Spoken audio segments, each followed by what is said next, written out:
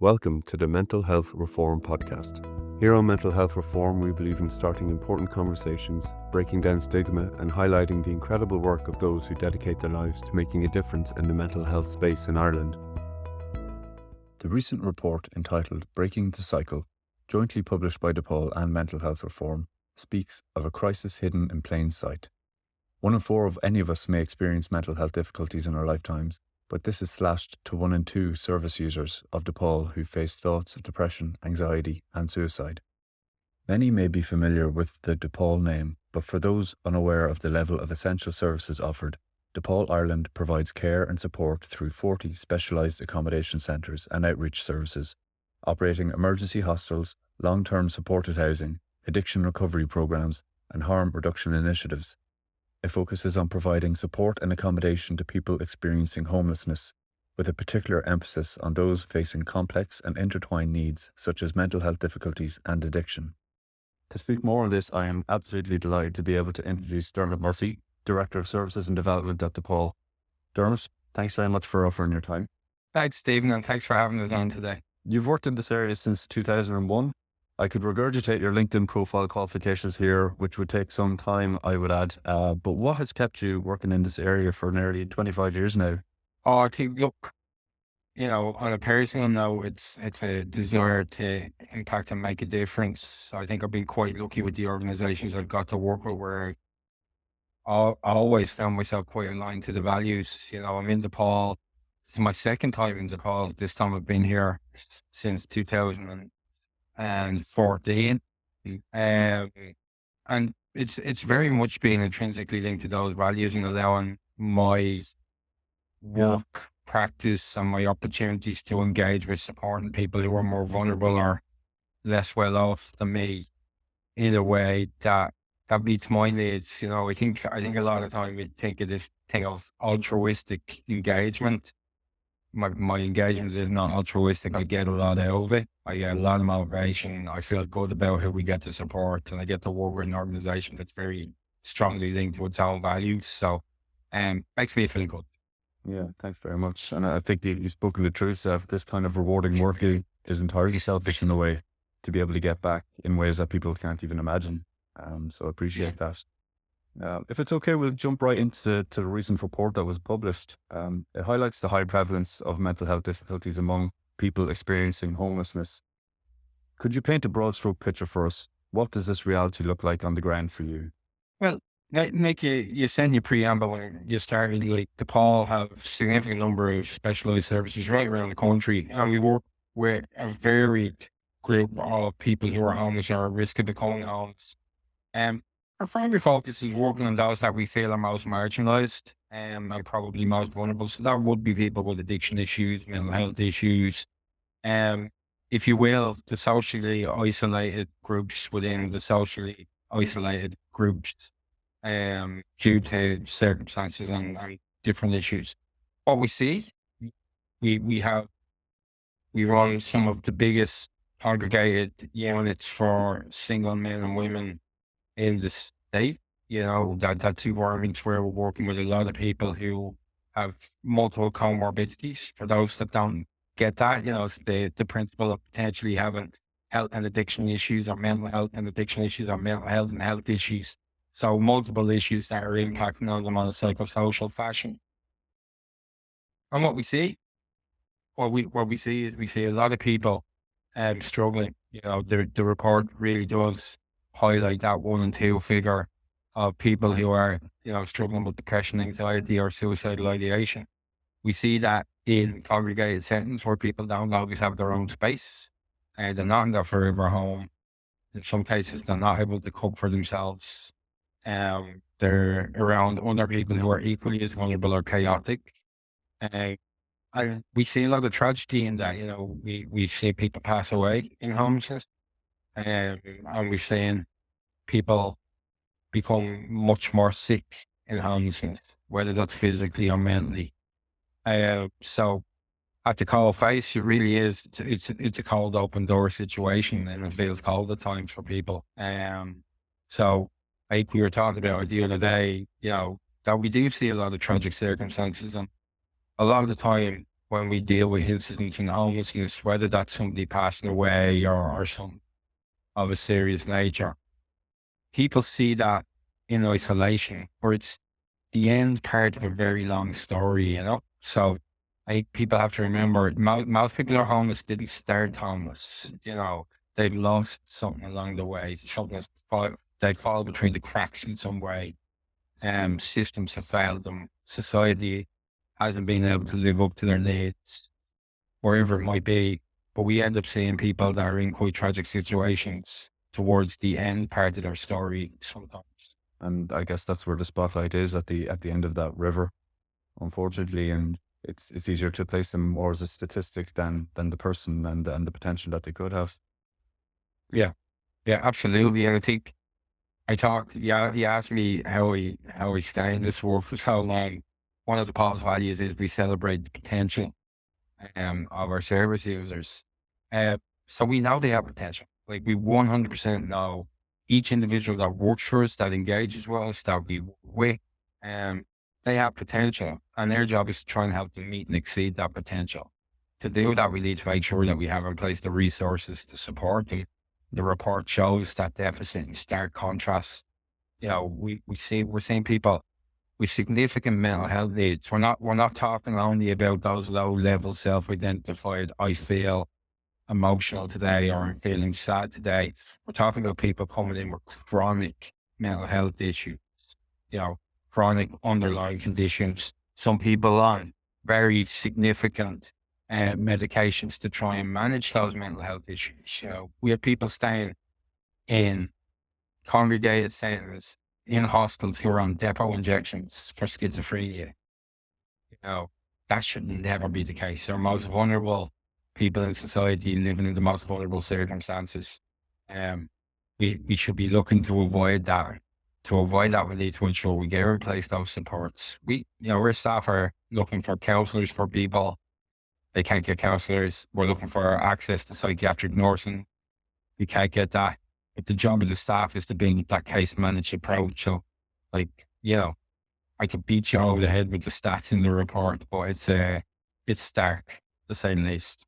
And if there's these gaps in potential, these obstacles, be it like lack of nurses or counsellors, how do you ensure that your key line workers imbue that trauma-informed, person-centered approach that you need? What we do is try to be innovative in how we work with people. So all of our staff, so DePaul is a trauma-informed organisation, for example. So all staff are trained in trauma-informed practice. As an organisation, we try and look at trauma-informed principles and ensure that we're developing our services in that way. And that means we stop and we think, you know, if we have an assessment form, how's that assessment form going to impact on somebody who's coming to us for the first time? You know, how do we teach staff around understanding that engagement? When it's the principle of somebody comes in and you're meeting them for the first time and you're asking them questions and they become volatile or upset. You know, for a staff member untrained, they can see that as they're being really unrealistic with how they're deciding to engage with me in the first time. From a form staff member starts to look at what's going on here. You know, like, they might be able to fix it, but what they can do is they can create an empathic environment to go, right, this person's triggered in some ways. I need to deal with the trigger now, and I need to make sure everyone's safe and there's a volatility going on. But the consequence changes in how you engage with it, you know? The idea being to try and put in place systems that reduce the triggering at the very early instance, as opposed to getting there and being more okay with it. You go to the point of organizationally saying, how do we develop our systems and structures alongside our staff to minimize that initial impact and to continually minimize the impact of trauma that people are carrying? Yeah. And it's had great dividend for us. You know, our staff are in better places working with people. We see the reduction in incidents. We see reduction in the whole principle of having to step people out of services because of volatility. That means it's unsafe. So overall, it's been quite successful. I think so often when we talk about like a client-centered focus in the charitable sector, we think clearly, like, the client is our focus, they're our service user, but it's more of having a client perspective. Like, what is that assessment like from the client's perspective? Those questions on a form could have been the first time that a person's actually been asked these questions, let alone have to voice them. So there's a lot of responsibility that goes with that can be often overlooked. From a homeless perspective, one of the questions we asked it is, where did you live previous?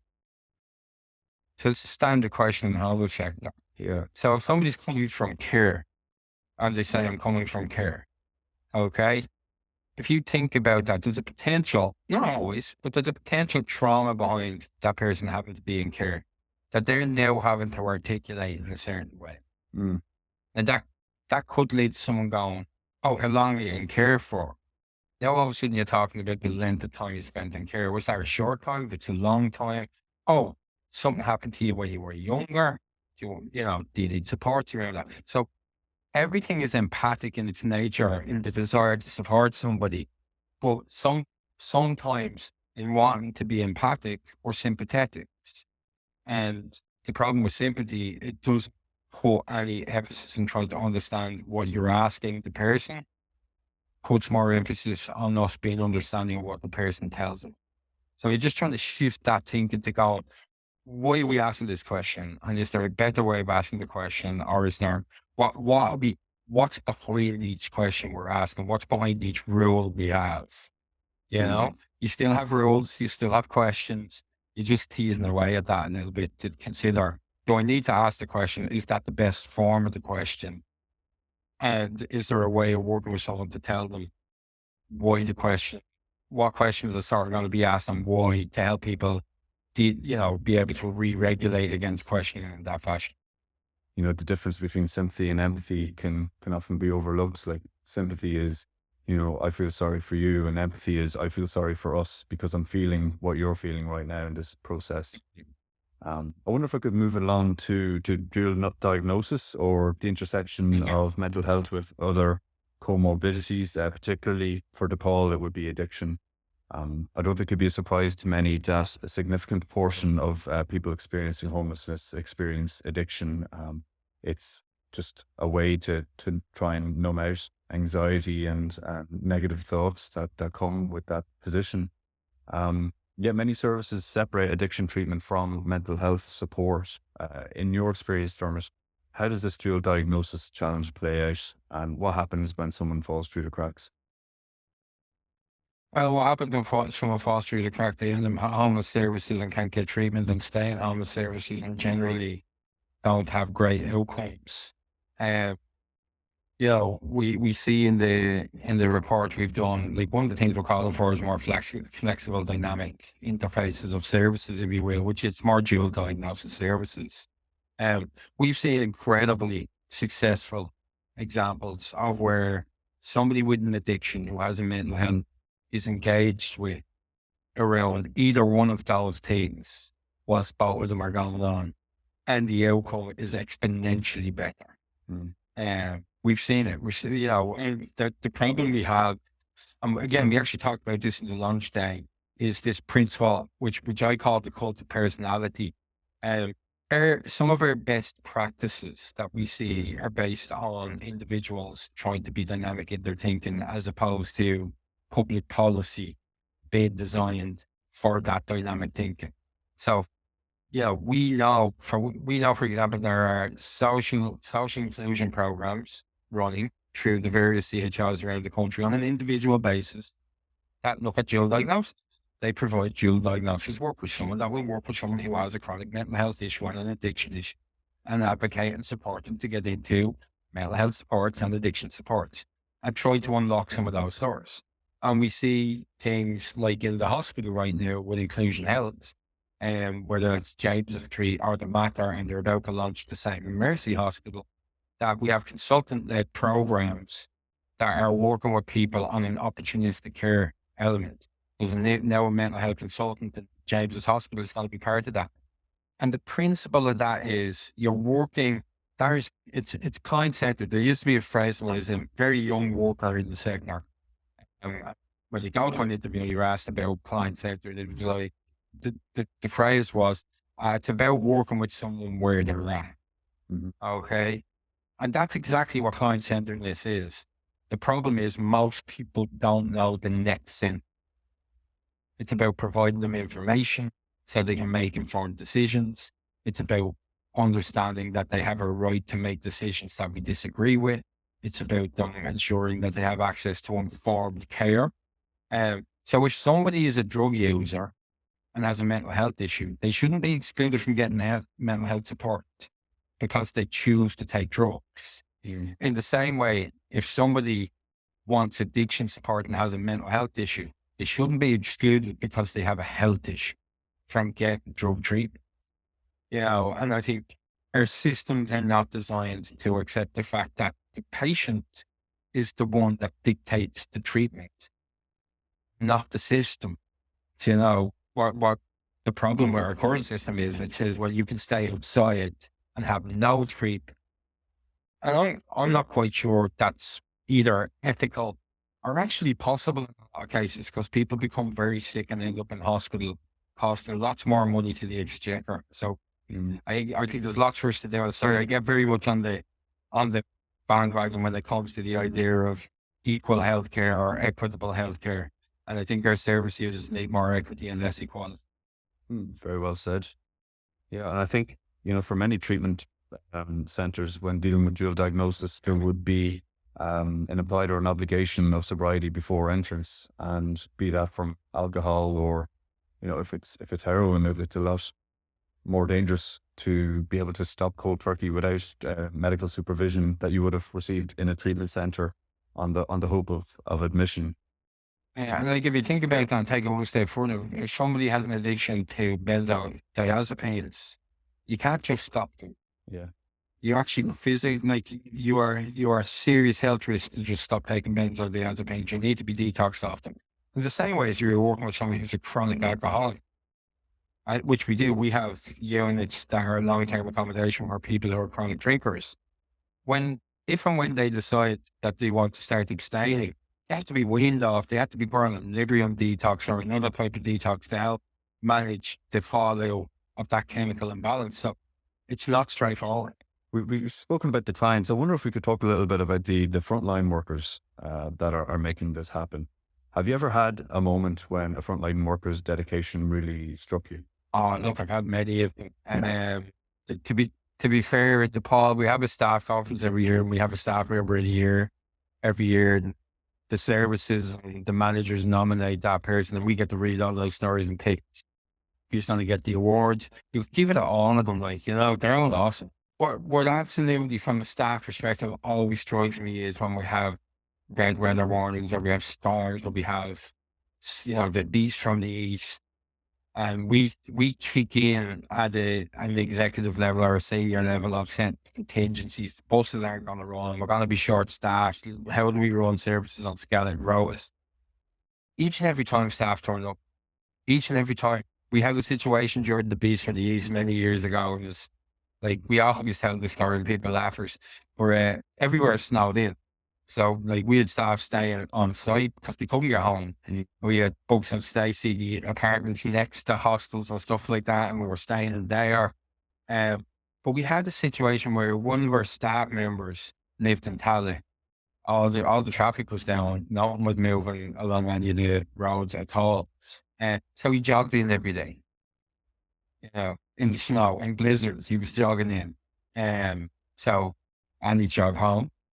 So that one always struck me as probably a bit extreme, where our staff are always willing to put themselves out there, really on us, myself, Dave, and my CEO, the executive team, senior team, constantly advocate for more resources for you, whether that's more training, like the trauma-informed practice, more resources like increased psychiatric nursing, counselors, peer-led programs, or more salary.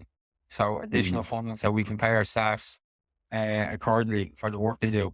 That's my job in it, is to try and get those resources to our staff. I think to wrap up, this is a question that resonates deeply with people listening. People like you who are working tirelessly in this field. DePaul's work is heavy. Hearing these stories like witnessing the systemic failures, it can take a toll. How would you personally stay motivated and hopeful in such a complex crisis? In my early days, I was working in drop-in, very chaotic drop-in for drug addicts, very cold face.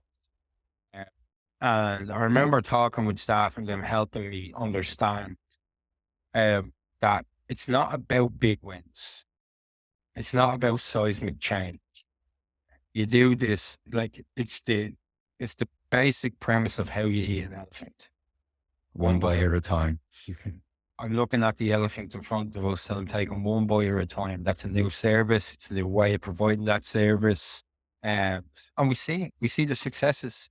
We get letters off of service users who have to forever home with DePaul housing, our approved housing body, or another, where, we get stuff all the time off of people telling us. We see success stories of people going back to college and becoming incredibly successful. We have service users working for us now and have become staff. I was walking down Henry Street one day and this girl came over to me and was like, "How are you?" And I was like, "Oh, how are you?" I said, "I don't know who this girl is." And she looked at me, she said, "You don't know who I am, do you?" And I was like, I don't, I am, and she said to me, "You helped me when I was homeless, and now I have my own home. I'm trying to be a security guard. You saved my life." And I didn't. I 100% tell you that I did not save that girl's life. I was a very small part of that girl's life. But to see her success and to see her potential excelling and to see her taking a wider role in civil society, and to see her both become responsible for also owning those rights and saying, "I have a right to a home, I have a right to a life, I have a right to a job," and I'm living those responsibilities. Why wouldn't they keep going? Dermot, I just want to thank you very much for your time today, for sharing those experiences, and thank you for your time. Thank you, your frontline workers, all the staff at DePaul, for making a difference. So appreciate it. Thanks, Stephen, and thanks for having us. You will find this podcast with others soon to be broadcast on mentalhealthreform.ie. Our site also includes a vast repository of policies, research, and up-to-date mental health supports in your area. So please take a look and tell us what you think.